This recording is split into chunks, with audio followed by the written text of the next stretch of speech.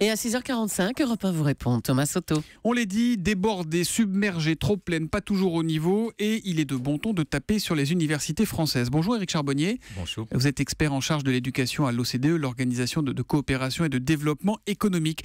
Sont-elles tellement mauvaises, nos facs ? Oh non, elles ne sont pas mauvaises. Il y a des bons résultats, il y a des facs, des grandes écoles qui s'en sortent très bien. Après, il y a un véritable manque de moyens et aujourd'hui, il y a toujours plus d'étudiants. Par rapport à il y a 30 ans, il y a le double d'étudiants dans les facs aujourd'hui.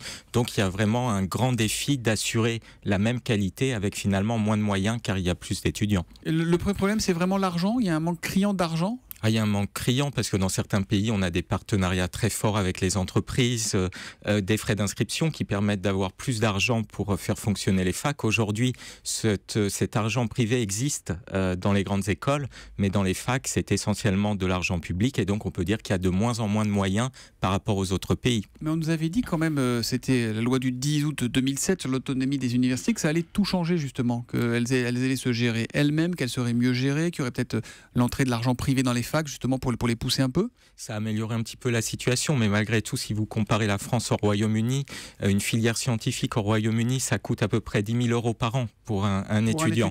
Donc on met en place des prêts d'études pour l'aider justement. Quand vous dites 10 000 euros, c'est l'étudiant qui paye 10 000 euros. Exactement. Alors après, on développe des prêts d'études qui vont lui permettre de rembourser son prêt une fois qu'il aura un travail avec un certain niveau de revenu.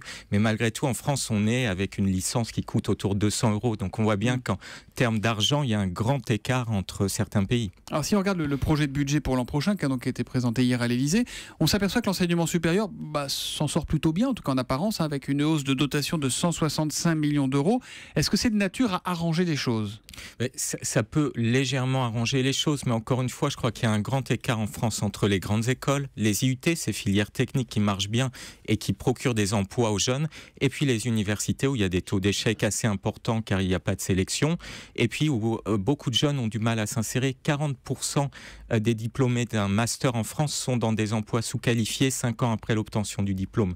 Ça prouve qu'il y a beaucoup de progrès à faire en termes de réussite et d'insertion. Et vous dites que c'est un problème en fait plus de structure que d'argent, plus d'organisation. Il ne suffit pas d'injecter quelques dizaines de millions d'euros, ça ne réglera pas le problème ? Non, et il faut vraiment réfléchir à ces partenariats avec les entreprises. Encore une fois, dans les pays anglo-saxons, le financement des universités à 10% en plus avec de l'argent des entreprises. En France, les entreprises ont peur d'investir dans les universités. Mais pourquoi ? Parce que finalement, si elles investissent dans les universités, qu'elles suivent des étudiants, elles forment leur matière première de demain, non ?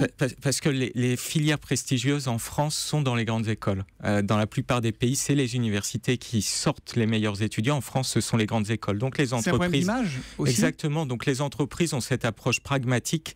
Ils veulent investir dans les grandes écoles.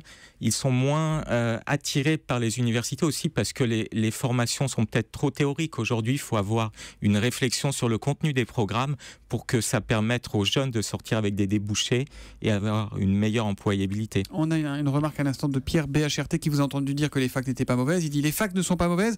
Arriver 1 heure avant pour espérer avoir une place et finir par terre, honteux. C'est ça la réalité des facs aujourd'hui ? Et c'est la réalité de la massification. La France a vraiment réussi cette massification. C'est quelque chose de positif, mais aujourd'hui, la fac doit se réformer pour permettre à tous les jeunes d'y entrer. Et puis, c'est le grand défi. Peut-elle continuer à accueillir tout le monde ? Est-ce qu'il faut un examen d'entrée ? Est-ce que c'est une réforme envisageable ? Vous demande Arnaud Dose avec le hashtag Il faut vraiment avoir une réflexion sur la sélection. La sélection, elle existe dans les meilleures universités, elle existe dans les grandes écoles, elle existe pour les IUT. Et finalement, il y a certaines facs où il n'y a pas de sélection. Donc c'est une orientation par défaut. On y retrouve souvent des bacheliers professionnels qui se retrouvent en échec scolaire au bout de quelques années. Donc aujourd'hui, vraiment, réfléchir sur la sélection, c'est très important, oui. Et comment ça se passe ailleurs, chez nos voisins européens, en matière de financement, de surpopulation justement des étudiants, tous ces problèmes ? Oui, alors le financement, il y a un financement privé dans un grand nombre de pays. Et puis dans les pays nordiques, il y a une véritable gratuité. Donc c'est essentiellement de l'argent public, mais on se rend compte qu'il y a une taxation sur les salaires qui est beaucoup plus grande. Donc finalement, l'État... Ah, ce sont les salariés qui financent les facs en fait. Donc l'État investit pour permettre à tous les étudiants d'y rentrer. Et puis après, au niveau d'imposition, l'État récupère son argent. Est-ce qu'il y a un prestige encore des facs françaises à l'étranger ou pas? Vous qui avez des éléments de comparaison à l'OCDE. Hein. Oui, il y a un prestige. Les grandes écoles, les filières scientifiques permettent vraiment d'avoir des emplois avec des bons niveaux de rémunération. Puis à côté, il y a certaines filières, sciences humaines, psychologie, où il est difficile de trouver un emploi, où beaucoup de jeunes sont encore au chômage. Donc finalement, il y a beaucoup d'écarts en fonction des filières en France.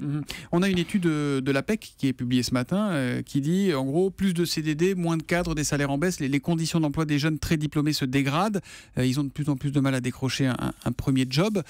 C'est particulièrement criant en fac. Aujourd'hui, un CV de quelqu'un qui vient de fac, c'est une voie directe vers le chômage? Il faut quand même se rendre compte que c'est les moins qualifiés qui ont le plus de difficultés d'insertion. On arrive à s'insérer en France, à trouver un emploi, mais parfois l'emploi n'est pas à la hauteur de l'investissement des jeunes, à la hauteur d'un diplôme de 4 ou 5 ans d'études. Qu'est-ce que vous feriez, vous, si vous étiez ministre de l'enseignement supérieur, en prenant tout ce qui se fait de mieux partout pour qu'on arrive à un résultat probant? Parce qu'il y a des bons profs aussi en fac, faut pas l'oublier, ça. Ah oui, il y a des bons profs, il y a quand même une réflexion malgré tout, parce qu'il y a surtout des bons chercheurs et il y a cette réflexion sur la qualité de l'enseignement. On a surtout des bons chercheurs et peut-être des enseignants moins bons en France que dans certains pays. Après, moi, je demanderais un investissement des entreprises dans les facultés et puis aussi réfléchir à des frais d'inscription différenciés, une augmentation en fonction des débouchés sur le marché du travail. Ah, faire varier les frais d'inscription en fonction de ce qui est possible ou pas. Quand il y a des bons débouchés, on peut très bien avoir des frais d'inscription plus élevés, puis développer des prêts d'études où l'étudiant rembourse quand il a un certain niveau de revenu sur le marché du travail. C'est une sécurité pour l'étudiant, ce genre de système. Merci Éric Charbonnier d'être venu sur Europe 1 ce matin. Je rappelle que vous êtes expert en charge de l'éducation à l'Organisation de coopération et de développement économique, l'OCDE. Merci, bonne journée.